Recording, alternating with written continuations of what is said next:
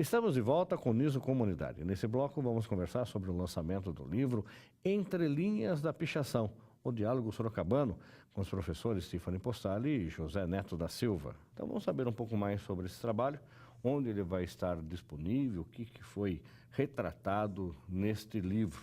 Vamos começar pela professora Tiffany. Tiffany, quando é que nasceu a ideia de fazer um trabalho junto com o colega, professor Neto, onde fotografias das pichações da cidade e vários textos de vários autores estão aqui também contando um pouco desses diálogos sorocabanos. Como é que nasceu isso? Então, Fernando... Quem nasceu primeiro, a foto ou o texto? A foto. A ideia, né? Eu e o Neto, a gente sempre conversa sobre o espaço urbano e sobre a vontade de fazer alguma coisa juntos, né? Isso em 2014, 2015, né? Então, nós tivemos a ideia em 2016 de sair caçando, literalmente, pichações pela cidade de Sorocaba. A princípio, a ideia era que eu produzisse os textos, só que daí a gente viu tanto material, né? E daí tivemos a ideia de convidar pessoas mais dentro das áreas propostas pelas marcações, né? Para escrever artigos sobre os assuntos que a rua estava propondo, né? Naquele período. Então, em 2016, saímos nas férias, né? Caçando. E enquanto convidávamos professores que atendiam essas demandas de assuntos. Agora, professor Neto, para fazer o retrato disso aqui, qual foi o seu olhar? Porque a pichação, de repente, ela representa em algumas fotos um detalhe. E outros, ela está ali numa parede gigante de 2, 3 metros. Como é que o senhor enxergou essas imagens e como é que foi retratar essas imagens, de repente já imaginando um texto para elas, ou a foto nasce sem nenhuma expectativa do que é que vai ser lido através daquela imagem que também é o retrato de uma pichação? Bom, Fernando, as conversas que nós tínhamos, eu e a Tiffany, giravam sempre em torno do que a gente via e o que estava nos muros da cidade estava nos dizendo. Então, assim, quando a gente se propôs a sair para fazer essa leitura da cidade, tinha muitas coisas que a gente encontrava, a dimensão era muito grande e muitas vezes a gente tinha que selecionar, de fato, para alguma coisa que tivesse contundente, que por trás daquilo ali tivesse uma linguagem implícita que, consequentemente, dissesse alguma coisa a nós. Então, essas escolhas, assim, às vezes era muito complicado, porque às vezes a gente ia em locais que tinha muita pichação, grafite, e às vezes, assim, a gente não conseguia extrair nada que pudesse suscitar algumas interpretações que fossem contundentes, que fosse alguma coisa que nós estivéssemos buscando. Então, assim, foi um trabalho gigante de estar recortando a cidade para trazer, a partir desses olhares, possibilidades de diálogos. Como a ideia era dialogar com outros autores, com pessoas que pudessem fazer uma leitura daquilo que nós estávamos colhendo, na verdade o que a gente fez foi uma colheita na cidade, a gente pode dizer assim, que estavam sugerindo algo para nós, mas que de repente podia se transformar em algo maior. Então foram recortes. Então, às vezes, tem alguns lugares hoje, se você for acompanhar pelo livro, tem os endereços, existem coisas que estão lá ainda, existem coisas que só tem um fragmento. Então, o que nós trouxemos também foram fragmentos desse espaço urbano para posteriormente serem analisados. Professora Tiffany, pichação e grafite. Pichação é o texto e grafite é a pintura? Tá. Grafite é o desenho, é um desenho mais elaborado, tem a ver com o movimento hip hop e tem uma intenção de crítica social, tá? A pichação com CH é uma frase que tem como intenção atingir toda a população. Quem sabe ler entenderá aquela mensagem. E temos a pichação com X, que é a marcação de territórios, que é uma linguagem não identificável pela população comum, mas só entre os grupos que picham, né? Nesse livro, o que nós temos são grafites e pichações com CH que pedem uma leitura, pedem essa interação com o público geral.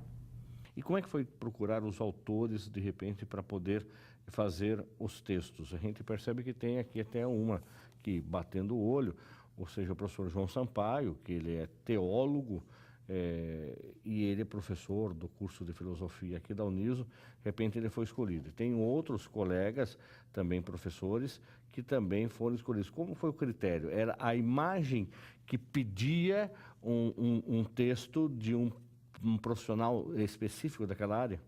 Na verdade, mais a mensagem de modo geral, né? A mensagem. Então, a gente tem o professor Aldo Vanucci, que escreveu a partir de Justiça para Todos, né? Nós temos o João Sampaio, que escreveu Jesus é o Caminho, a partir do olhar dele.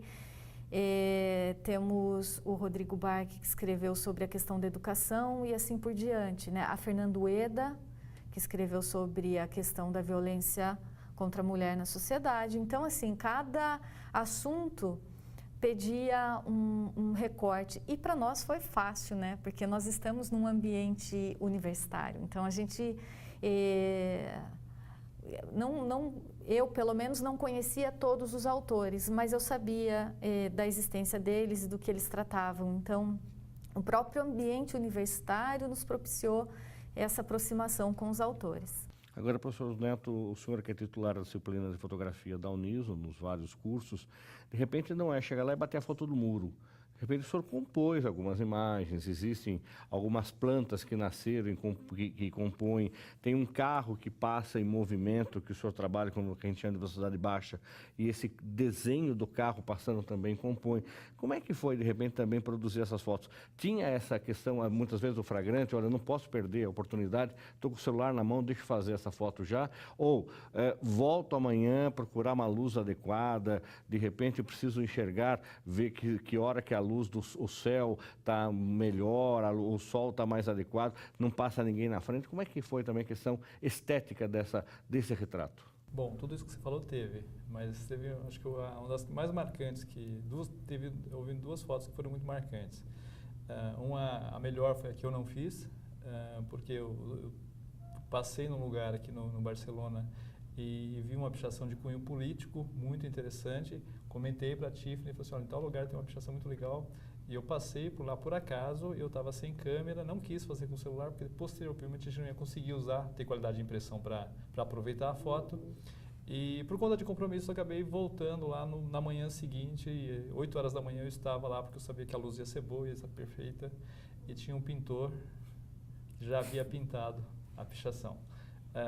Então, assim, essa coisa do instante, para quem é da fotografia, eu sou da fotografia, muitas vezes você não vai ter um outro momento para fazer isso. Então, assim, a elaboração de alguns espaços, por exemplo, a questão que você falou do carro, é uma foto que a gente nem tem texto para ela, mas é uma coisa muito curiosa, porque eu usei o carro como linguagem de fato, porque é um espaço que está ali parado na parede, está estampado, é uma pichação que estava lá há meses, já tinha alguns alunos meus fotografados aquela pichação, mas você passa ali a 70, 80 por hora, a 2 metros do muro, é muito difícil para você ler. Então, assim, eu usei o carro de fato, num sentido de velocidade, movimento, para dar essa noção que muitas vezes a cidade está aí te apresentando uma linguagem, algo para refletir, e a nossa pressa, infelizmente, não permite que a gente se atenha a esses detalhes.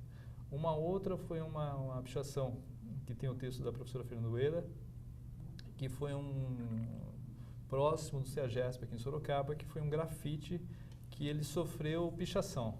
Então, assim, era um grafite que havia sofrido uma pichação, eu achei interessante, fotografei, e eu não fiquei muito satisfeito com a fotografia e eu voltei a esse grafite no dia que fazia 10 anos, comemoração de 10 anos da Lei Maria da Penha. Esse grafite, além de ter sido pichado, havia sido colocado alguns cartazes nele sobre a violência contra a mulher, que isso não poderia ocorrer e tal. E esses cartazes haviam sido arrancados, rasgados, e eu percebi que eles tinham sido colados novamente. Então, assim, entre eu ir e voltar, já haviam ocorrido duas intervenções violentas, e a gente perde isso em minúcias. Recentemente eu voltei nesse lugar, que é um lugar que eu estou fotografando de novo, ele sofreu uma nova intervenção. Então, assim, a característica no caso da fotografia, a cidade ela está muito viva. Então, assim, em alguns instantes, assim, a fotografia acaba sendo ponto de partida para reflexões mais profundas sobre coisas que, a princípio, são corriqueiras da cidade. Lembrando que o livro foi lançado na Universidade de Sorocaba, com uma grande mesa redonda de debate sobre o tema, mas quem é que pode ter acesso a esse material? Onde ter acesso a esse material, professora Tiffany? Onde encontrar o livro? Onde comprar o livro? Onde adquirir esse livro para que com certeza vai servir de referência para inúmeros cursos, discussões e debates, enfim. Nós estamos vendo de deixar na papelaria da universidade disponível, da Uniso, e também na livraria Nobel, tá? Ali na Barão de Tatuí. Lembrando que, como foi um projeto com lei de incentivo à cultura, toda a verba arrecadada com as vendas do livro será doada para o Lar Casabella, que é uma instituição que cuida de crianças e jovens. Muito bem. Professor Neto, gostaria que o senhor disponibilizasse o seu e-mail institucional para quem quiser conversar com o senhor sobre fotografia, sobre como é que foi fotografar essas fotos desse livro, sobre como é que monta um projeto Palink também, que é uma coisa muito interessante. Gostaria que o senhor disponibilizasse o seu e-mail institucional também. Sem problemas. O meu e-mail é josé.silva@prof.uniso.br. Professora Tiffany, da mesma forma, quem quiser falar com a senhora tem um blog, tem um contato, como é que faz? Contato@tiffanypostali.com e o blog com o mesmo endereço. Muito obrigado, sucesso para vocês. A gente espera ter outros livros, outras obras de vocês para a gente contar aqui no Uniso Comunidade, ok? Eu que agradeço.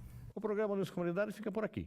Para entrar em contato com a nossa produção, basta acessar o Facebook, Uniso Comunidade, ou o Instagram, @Uniso Comunidade. Caso você queira rever esse e outros programas, visite o nosso canal no YouTube, é a TV Uniso, ou também pela nossa rádio online, radioniso.com. Até o próximo programa. Até lá!